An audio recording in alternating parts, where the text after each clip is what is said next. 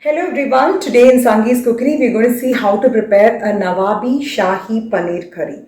Nawabi Shahi Paneer Curry is a Hyderabadi dish which has got cashew as a base and with a blend of subtle spices. This is a rich paneer curry, hence the name Nawabi Shahi Paneer Curry, and it is really tasty, believe me. So let's see how we can prepare this.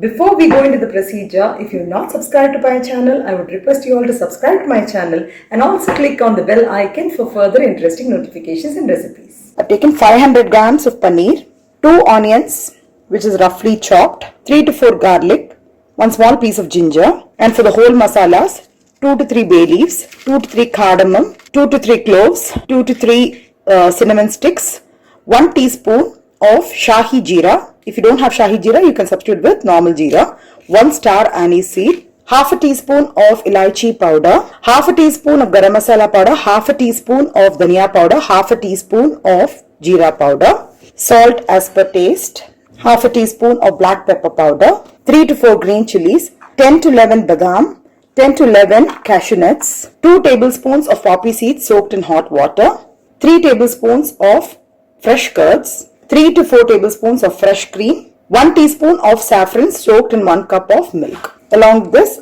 oil required for frying. First, we are going to pressure cook the onions, cashew nuts, badam, garlic and ginger. I'll be adding all this in the pressure pan and I'll be cooking it for 1 whistle.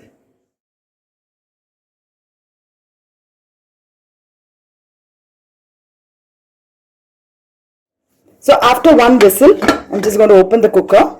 So everything has been nicely cooked. I'm going to take out the skin of the badam. So see, it's very easy to take out the skin. Basically, we don't have to pressure cook the badam also. I'm doing it because basically it becomes easier for you. So now we're going to grind all these items. And I'm also going to add the poppy seeds or the khaskhas.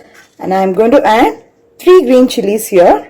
So let's grind this into a smooth paste. So while grinding, you can use the same water which is being used to pressure cook. So I have some water left. We can use this. Please do not discard this water.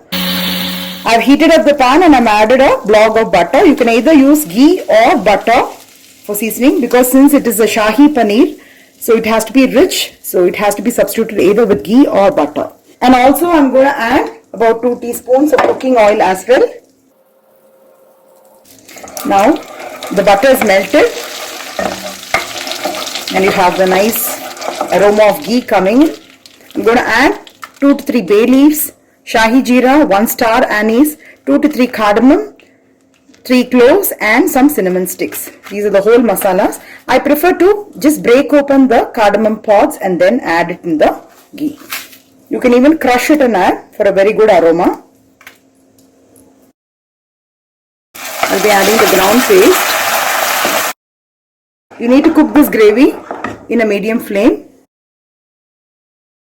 Let this gravy cook nicely. So now we will add the fresh curds as well. One important tip to be noted is while adding the curds, just make sure that the flame isn't low. Otherwise the curds will break and the gravy will not look nice. Also, I'm adding 1 cup of milk.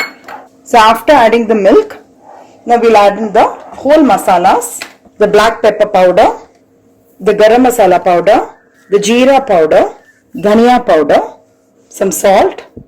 So basically these are the spice and the green chilies. I'm just adding 1 green chili which is slit. So many people in the Shahi paneer gravy, they will add sugar for a sweetish taste.